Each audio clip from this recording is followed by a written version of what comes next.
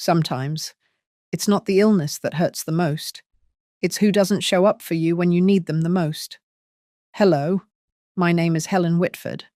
I'm 72 years old, and before I dive into this story, I want to ask, where are you watching from today? I love to know the places these words reach, the towns and cities where other hearts like mine sit, listening, perhaps nodding in quiet recognition. Now let me take you back to where this all began.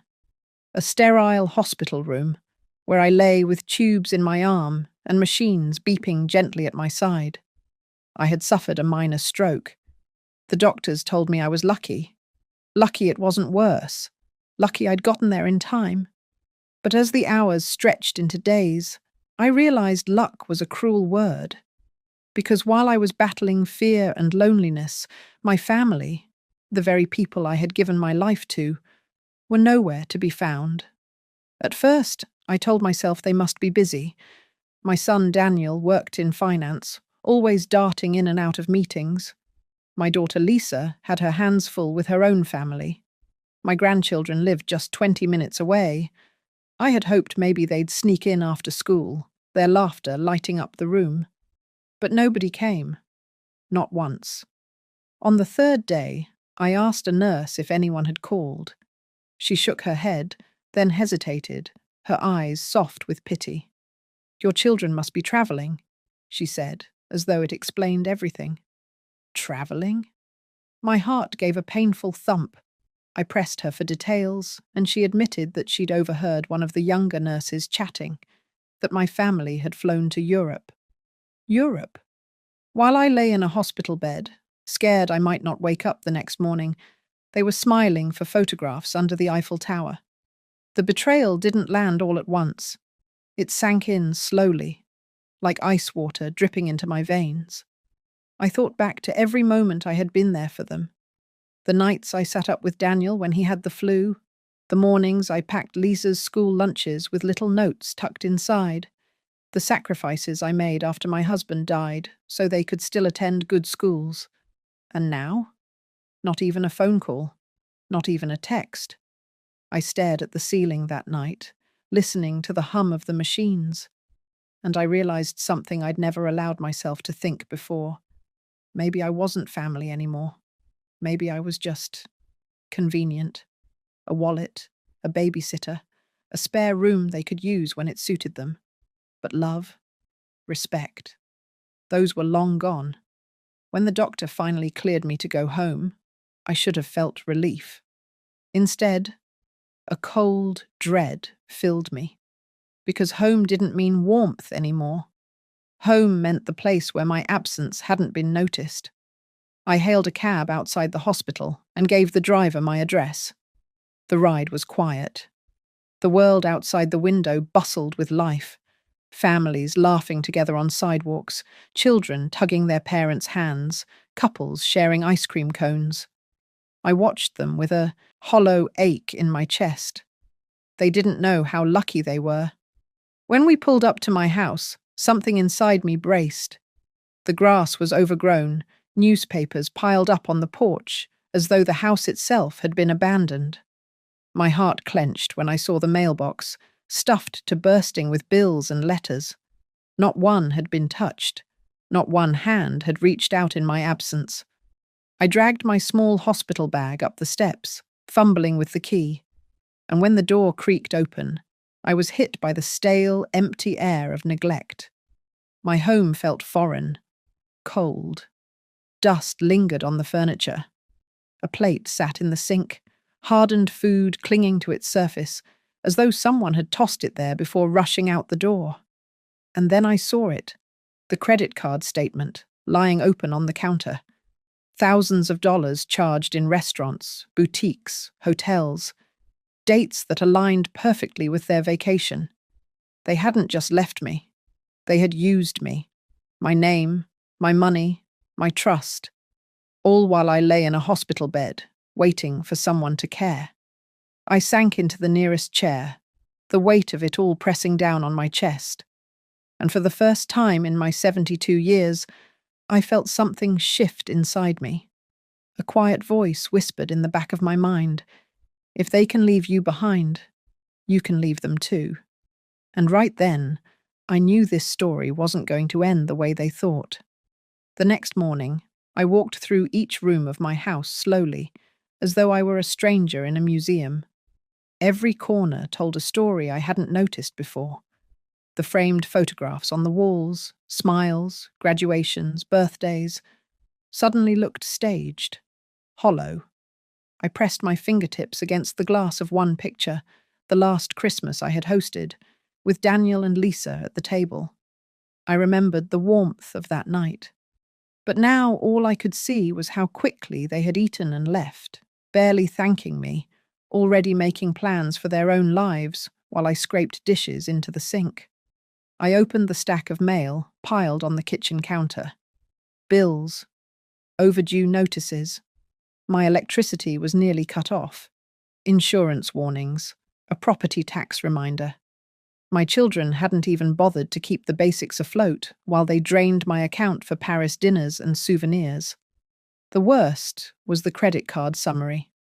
I sat at the table, tracing each line with my finger, my vision blurring with disbelief. Plane tickets to France, luxury hotels, a shopping spree at some boutique I couldn't even pronounce. They had been drinking champagne on my dime while I was eating hospital soup alone. I whispered aloud, though no one was there to hear me. "How could you?" It was then that Mrs. Kendall, my neighbour from across the street, knocked gently on my door. She peeked in with her warm smile, holding a pie dish. "Helen, you're home. I was worried when I saw the ambulance weeks ago. I'm so glad you're all right." Her kindness made my throat tighten. I nodded, forcing a smile. "I'm fine, dear. Just getting back on my feet." She glanced at the empty driveway, then chuckled. "Your kids looked like they were having the time of their lives. I saw them loading up suitcases just last week, heading for the airport. Off to Europe, wasn't it?" Her words landed like knives. I swallowed hard and nodded again, pretending I already knew. "Yes," I said softly. "Europe." When she left, I sank into my chair and let out a long breath. So it was true. Not just gossip. Not an exaggeration. They hadn't even bothered to keep it secret. They had paraded their laughter down my driveway, bags packed, while I was still lying under fluorescent hospital lights. That was the moment something inside me snapped. Not in rage. No, rage would have been too easy. What filled me was colder, steadier, a clarity I hadn't felt in years. I realized that for too long, I had been clinging to the idea of family, of what it should mean. I excused their sharp words, their absence on birthdays, their dismissive laughter when I tried to share stories from my past. I told myself it was just the times. That kids grew up, moved on, didn't have the same traditions we once did. But this, leaving me in a hospital bed, draining my accounts while they toured cathedrals, this was no misunderstanding. This was a choice. And if they had chosen to leave me behind, then I had the right to make a choice too. That night, I lay awake in my bed, our bed, the one I had shared with my late husband for decades. The house felt too big, too empty, and yet suffocating. The silence pressed against my ears. I thought of him, of how disappointed he would be in the children we raised, of how fiercely he had once loved this family. My chest ached at the thought. But then came another feeling. Resolve. I whispered into the darkness. It ends here. No more waiting for phone calls that wouldn't come. No more opening my wallet while they sneered at my old-fashioned ways. No more being the safety net, the doormat, the forgotten mother. The next morning, I reached for the phone. Not to call them, but to make an appointment. A locksmith. If they could walk away from me so easily, then it was time I learned how to walk away from them. The locksmith arrived on a Tuesday morning, his van pulling up quietly in front of my house.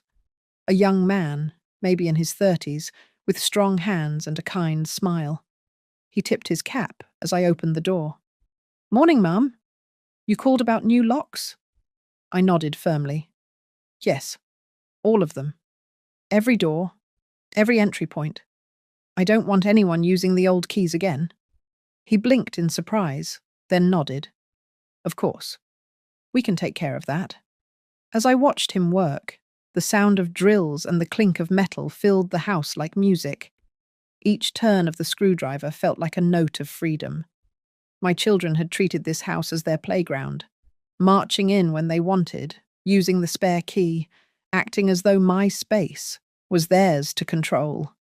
Not anymore. From that moment on, my doors would open only for me. When he finished, he handed me a small envelope of new keys. They felt heavier than I expected, almost symbolic. I slid one into my pocket, gripping it tightly, like I was holding on to the first piece of myself I'd reclaimed in years. That afternoon, I stood in the driveway, staring at the car sitting there like a silent witness. It was a faded sedan, a little old, but it had history. My late husband and I had saved for years to buy it outright. I remembered us driving along country roads with the windows down, music on the radio, the smell of fresh fields drifting in. That car had been freedom once. But recently, Daniel and Lisa had scoffed at it. "Why don't you just sell this old thing? You don't even drive anymore," Daniel had said dismissively. Well, I decided perhaps I would sell it, but not in the way they imagined. The very next day, I placed a call to a dealership. Within a week, I had sold the car and transferred the money into a new account, one they didn't know existed. Watching the car drive away was bittersweet, but also liberating. They had mocked it, claimed it was useless. Yet here it was, funding my independence. Still, I knew I needed more than locks and empty driveways. I needed clarity, proof. Something to remind myself, when doubt crept in, that I wasn't being dramatic or unfair. So I sat down at the dining table with a thick ledger book. One by one, I began collecting everything: credit card statements, bank withdrawals, unpaid bills. I stacked them neatly, highlighting each date that aligned with their so-called vacation. The numbers told a story even sharper than words. $500 here, $1,200 there, hotel stays, designer stores. And alongside each charge, I wrote down what I had been doing that day. June 12th, $900 at Louis Vuitton. I was undergoing MRI scans. June 15th, $320 dinner at Café de Paris. I was being told I might not recover fully. June 18th, $1,100 for flight upgrades. I was lying in a hospital bed, waiting for someone to hold my hand. The contrast was so stark, it made my hands tremble. But those pages, filled with ink and pain, hardened my resolve. This wasn't just neglect. It was betrayal, financial theft hidden under the mask of family. When I closed the ledger, I whispered to myself, "This is my record, and someday it will be theirs too." But before I revealed anything, I wanted to ensure that I was truly free. My locks were changed, my car was gone, my accounts were separated. Slowly, I was cutting the threads that tied me to their control. That night, I sat on the porch as the sun sank behind the trees, the warm glow washing over my face. For the first time in years, I felt the quiet thrill of being in charge of my own life. My children had left me behind, but what they didn't know, what they would never see coming, was that I was preparing to leave them behind too. And unlike them, I wouldn't be sneaking away on a plane. I'd be walking out the front door, locking it behind me, and never looking back. The decision to sell the house came quietly, like a whisper that turned into a roar. At first, I only meant to distance myself, change the locks, keep my money safe. But as the days passed, the silence of those empty rooms pressed on me. Every creak in the floorboards, every shadow in the hallway reminded me of birthdays that had gone uncelebrated. of dinners where laughter was forced, of nights I waited for phone calls that never came. Why was I clinging to four walls that no longer sheltered love? So I picked up the phone again. This time I called a realtor. Her name was Monica, a sharp woman in her 40s with an efficient smile. She walked through the house with a practiced eye, jotting notes and snapping photos. "It's a good property," she said. "Solid bones. With a few updates, it could fetch a very nice price." I nodded, pretending her words were just about business. But inside, I felt a pang of something deeper. This had been the house where my husband carried me across the threshold on our wedding night. The house where my children took their first steps, where we gathered for Thanksgivings, where I kissed him goodbye before his final trip to the hospital. Letting go felt like betrayal, until I remembered how easily they had betrayed me.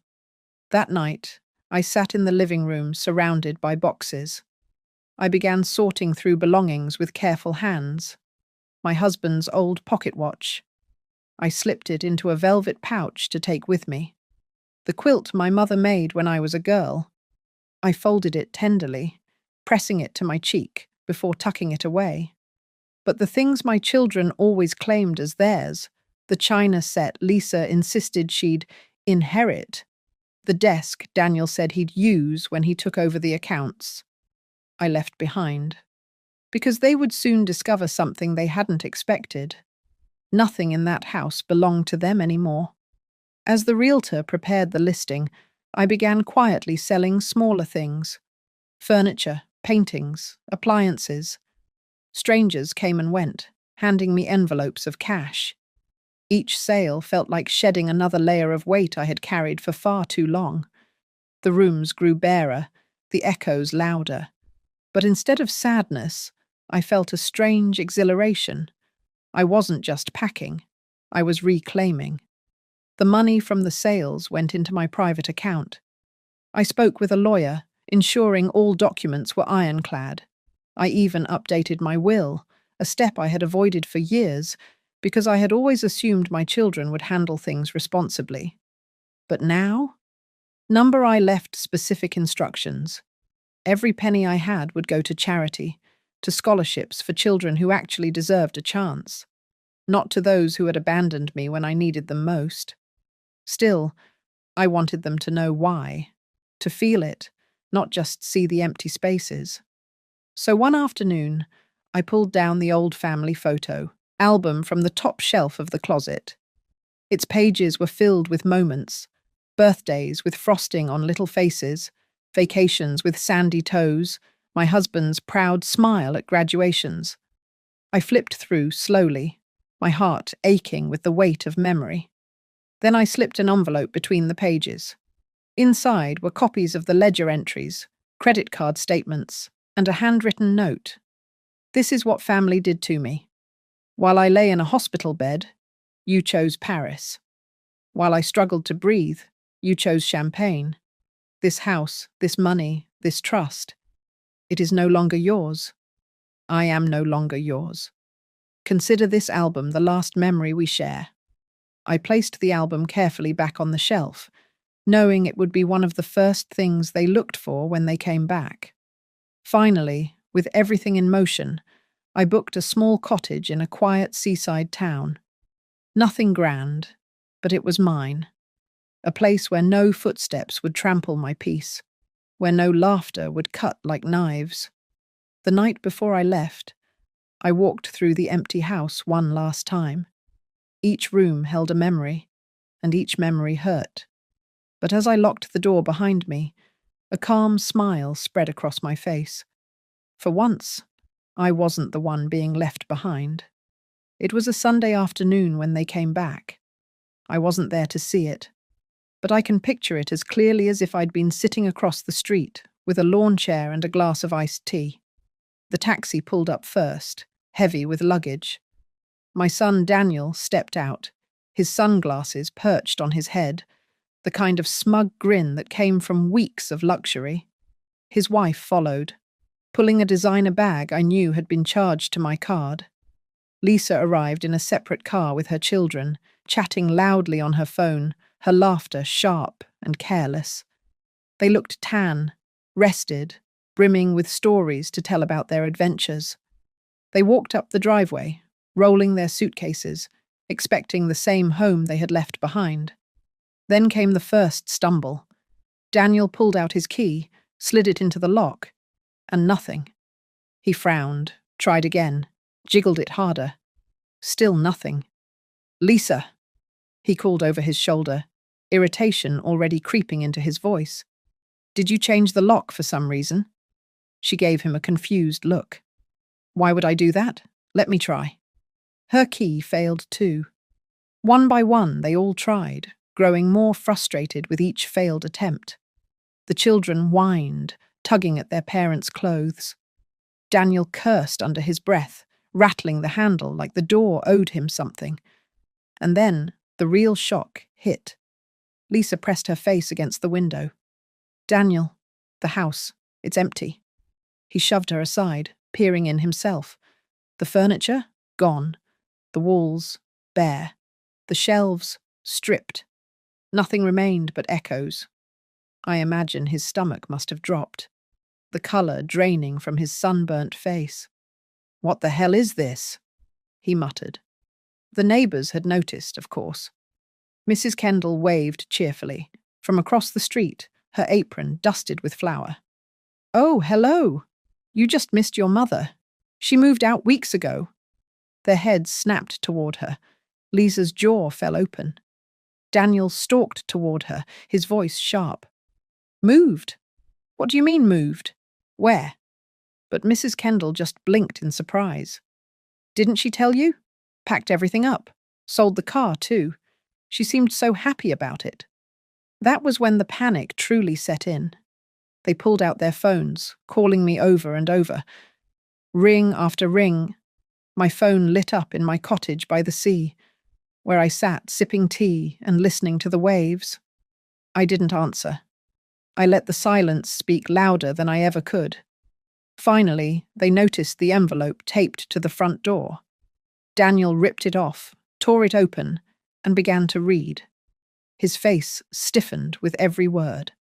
Lisa peered over his shoulder, her lips trembling as her eyes darted across the page. "Don't worry. The bills are paid, the car is gone, and so am I.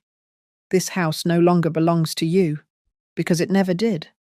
While you were sipping champagne in Paris, I was lying in a hospital bed, alone. You didn't come. You didn't call. But you did remember to use my money. I hope the memories you made were worth the cost. Because you've lost me, and everything I once gave so freely." By the time they finished, their children were asking questions. "Where's Grandma? Why can't we go inside?" And there stood Daniel and Lisa, faces pale, clutching a letter that told them what they never thought possible. Their safety net had been cut. Their mother, the one they mocked, ignored and drained dry, had finally vanished from their grasp. I imagined Daniel's anger boiling over, Lisa's tears spilling down her cheeks, their voices rising in panic. But none of that reached me. In my quiet little cottage, I set the phone aside, stretched my legs, and smiled to myself. For the first time in decades, I wasn't the one waiting by the door. They were. It didn't take long for them to track me down. A week, maybe less. I was sitting in my little seaside cottage one afternoon, the salty breeze drifting in through the window, when I heard the sound of a car door slamming outside. Heavy footsteps followed. Then came the pounding on the door. I didn't move right away. I just sat there, sipping my tea, letting them stew in their impatience. Finally, I rose and opened the door. Daniel stood there, his face flushed with anger, his tie loose around his neck, as though he'd driven straight from the city without bothering to adjust himself. Lisa hovered behind him, her eyes red from crying, arms folded tight across her chest. "Mum," Daniel barked, pushing past me into the cottage without asking. "What the hell is going on? The locks are changed, the house is empty, the car is gone. Where is everything?" I shut the door quietly behind him and walked back to my chair. "Sit down if you like," I said calmly. "But I won't be. Yelled at in my own home." He turned to me, eyes blazing. "Our home. That house." "No," I interrupted, my voice steady as stone. "It was never yours. Not one brick, not one blade of grass. Your father and I built that life. I kept it standing after he passed. You only ever took from it." Lisa finally spoke, her voice trembling. "Mum, how could you do this? We came back and everything's gone. We thought you'd be waiting for us." I let out a bitter laugh. Waiting? That's all I ever did. I waited on birthdays for calls that never came. I waited in hospital rooms for visits that never happened. I waited while you drained my accounts, hoping it was a mistake. But when I saw the charges from Paris, when I lay in that bed wondering if I'd live or die, and you were raising glasses of champagne instead of holding my hand, something inside me broke. Daniel's jaw clenched. "We were on vacation. You could have told us you were in the hospital. You are my children. I shouldn't have had to beg for your presence. Love is not something that waits for a scheduled phone call. And don't pretend ignorance. Because you knew.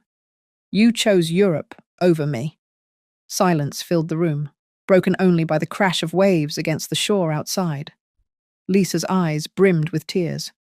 "But the house, the inheritance. We thought—" "That's exactly the problem," I cut in sharply. "You thought of me as a bank account, as a deed, as a future payout. Not as a mother, not as a person. So I made my choice. The house is sold. The money is in accounts you cannot touch. And my will?" I leaned forward, my voice cold but calm. "Not a penny goes to either of you. Every cent will go to causes that honor people who know the meaning of compassion. Children who actually need a chance, not grown adults who abandoned their mother." Daniel's face turned red, his hands balling into fists. "You can't just cut us off like this." I met his glare with unwavering eyes. "I already did." Lisa broke then, sinking into a chair, covering her face with her hands. We thought you'd always be there, that you'd forgive us." My chest ached at the sight, but I didn't soften. I was there. For decades. I gave until there was nothing left. And what did you give me in return? Silence, debt, betrayal. You don't get to play the part of grieving children when you never played the part of loving ones. They sat in stunned silence. For the first time, I think they realized I wasn't bluffing, that I wasn't just an old woman they could guilt into submission. Finally I stood, moving to the door. "You should go now." Daniel's mouth opened to argue, but something in my eyes stopped him. Lisa rose slowly, her shoulders sagging, her face streaked with tears. Without another word, they walked out. As the door clicked shut behind them, I exhaled deeply. My hands trembled, but my heart felt strangely light. For the first time in my life, I had spoken the truth without fear. And for once, they had been forced to listen. The cottage is quiet now, except for the steady rhythm of the waves outside my window. Sometimes, I sit on the porch in the evenings, wrapped in a shawl, watching the sun melt into the horizon.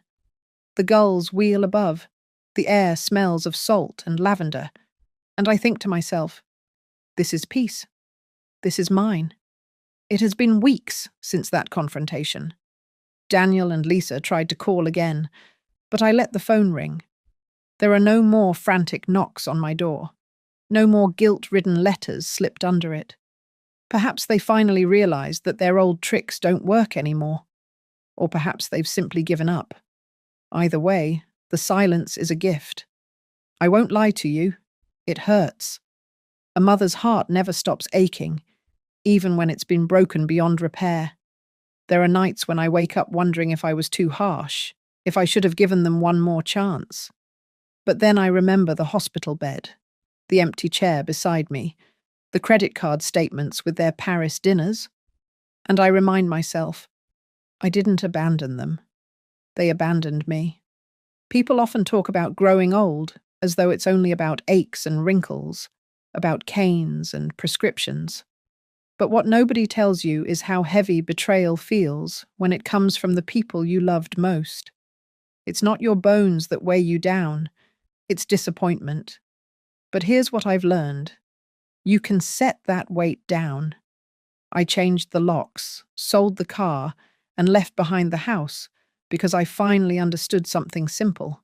Family is not defined by blood or by the walls you share. Family is defined by love, respect, and presence. And if those things aren't there, then all you have is strangers with your last name. I have found my peace in this little cottage. My neighbours stop by with pies and kind words. I walk along the shoreline and greet fishermen hauling in their nets. Sometimes, the grandchildren of the couple next door visit me, and we sit together, drawing pictures in the sand. They listen to my stories with wide eyes, and in their laughter, I hear something I thought I'd lost: belonging. And maybe, just maybe, that's where my legacy will go. Not to those who treated me as a wallet, but to children who know kindness when they see it. So if you're watching this, and you've felt that sting too, being overlooked, being treated as though your years of sacrifice meant nothing, I want you to hear me. You are allowed to walk away. You are allowed to choose peace over pain, dignity over duty, self-respect over sacrifice. I spent 72 years waiting for love to come back the way I gave it. It never did. And that's all right, because I've finally stopped waiting. Now I wake up to the sound of the sea, to the warmth of sunlight on my face, to the joy of knowing that my life is finally mine again. And that is worth more than any inheritance, any title, any fleeting approval from those who never valued me to begin with. So tonight, when I close this journal and set my teacup on the table, I'll whisper a quiet thank you, not to them, but to myself. Thank you for finally walking away. Thank you for choosing freedom. Thank you for remembering that I was always worth more than their neglect. And maybe, just maybe, I'll whisper it to you too, wherever you are, whoever you are, listening to my story tonight. Don't wait as long as I did.